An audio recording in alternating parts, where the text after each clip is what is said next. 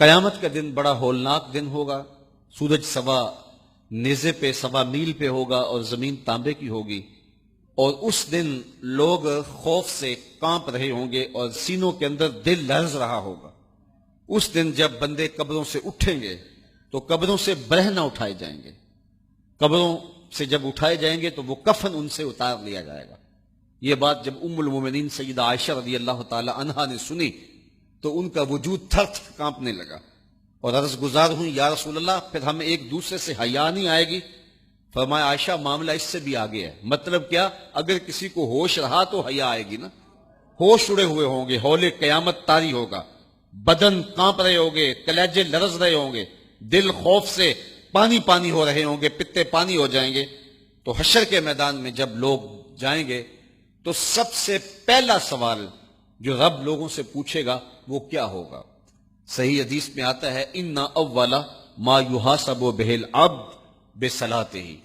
قیامت کے دن بندوں سے اللہ تعالیٰ سب سے پہلا سوال یہ پوچھے گا کہ کیا تم نے نماز پڑھی تھی؟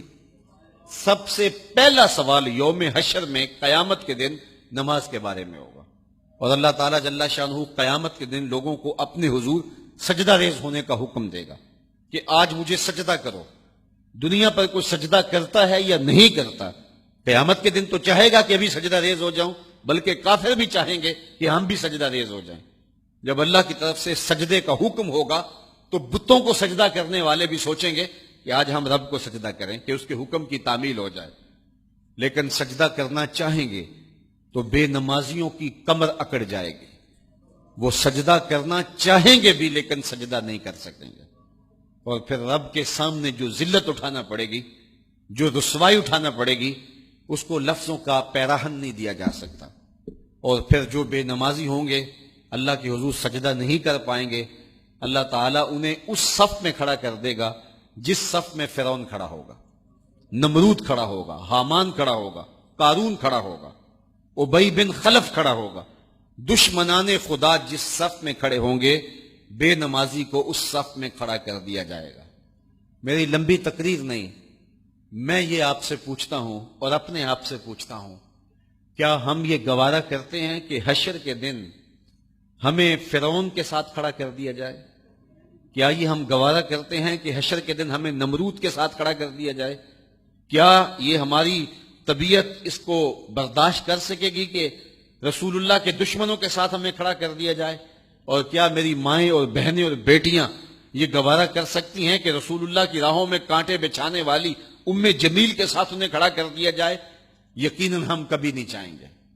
ہم یہ رسوائی کبھی برداشت نہیں کر سکتے. ان کے پاس کھڑا ہونا ہی قیامت ہے، ان کے ساتھ کھڑا ہونا ہی عذاب ہے، اور پھر ان کے اوپر لعنتیں بھی برس رہی ہوں گی اور ان کے چہروں کے اوپر تالکو لک مل دی جائے گی اور وہ رسوائیوں کے گڑے میں ہوں گے. تو ان کے ساتھ کھڑا ہونا تو بہت بڑا عذاب ہوگا. اور اگر کوئی تکلیف بدنی نہ بھی ہو تو ہم یہ گوارا نہیں کرتے کہ خدا کے دشمنوں کے ساتھ کھڑے ہوں. ہماری تو آرزو یہ ہے کہ بلال حبشی کے ساتھ کھڑے ہوں. ہماری تو تمنا یہ ہے کہ ابو ہریرہ کے ساتھ کھڑے ہوں. ہماری تو چاہت یہ ہے کہ رسول رحمت کے غلاموں کے ساتھ کھڑے ہوں. اور ہمیں نصیب ہو جائے حضور کے قدموں میں کھڑا ہونا، اہل بیت کے قدموں میں کھڑا ہونا، داتا گنج بخش علی حجویری کے پاس کھڑا ہونا نصیب ہو جائے، ہمیں بابا فرید کے پاس کھڑا ہونا نصیب ہو جائے، امام اعظم ابو حنیفہ کی قربت میں، حضرت امام حسین کی قربت میں کھڑا ہونا نصیب ہو جائے. ہم تو یہ چاہیں گے کہ اس زمرے میں آئیں. کل میں نے عرض کیا تھا 2 ہی برادریاں رہ جائے گی قیامت کے دن، باقی ساری برادریاں ٹوٹ جائیں گی، ساری عمارتیں ٹوٹ جائیں گی. صرف 2 برادریاں، ایک یہ برادری جس کا سردار ابو جہل ہوگا، ابو لہب ہوگا، اور ایک وہ برادری جس کے سردار محمد عربی ہوں گے. اب جو بے نماز ہوگا اس کو کدھر کھڑا کیا جائے گا؟ جدھر ابو جہل ہوگا، جدھر ابو لہب ہوگا، جدھر عتبہ ہوگا، جدھر عتیبہ ہوگا، جدھر ولید بن مغیرہ ہوگا، جدھر فرعون ہوگا، حامان ہوگا، شدید ہوگا، شداد ہوگا، نفدنون ہوگا، قارون ہوگا، دشمنان خدا ہوں گے. بے نمازی کو صف میں کھڑا کر دیا جائے. 6 گھنٹے کی تقریر نہیں کرتا، ان 2 لفظوں کو سمجھ لیں. کیا ہم گوارا کر سکتے ہیں کہ اس صف میں نہ کھڑے ہوں جس صف کی امامت رسول اللہ کر رہے ہوں، بلکہ اس صف میں کھڑے ہوں جہاں فرعون کھڑا ہو، نمرود کھڑا ہو، حامان اور قارون کھڑا ہو؟ تو یقیناً ہم تو اس تصور سے کانپ جائیں کہ ہم ادھر کھڑے ہوں گے تو پھر آج دعا کی اس محفل کے اندر یہ عزم کر کے اٹھو کہ جان جائے تو جائے، نماز نہ جائے. 5 گانا نماز شعار زندگی بنا لیں گے.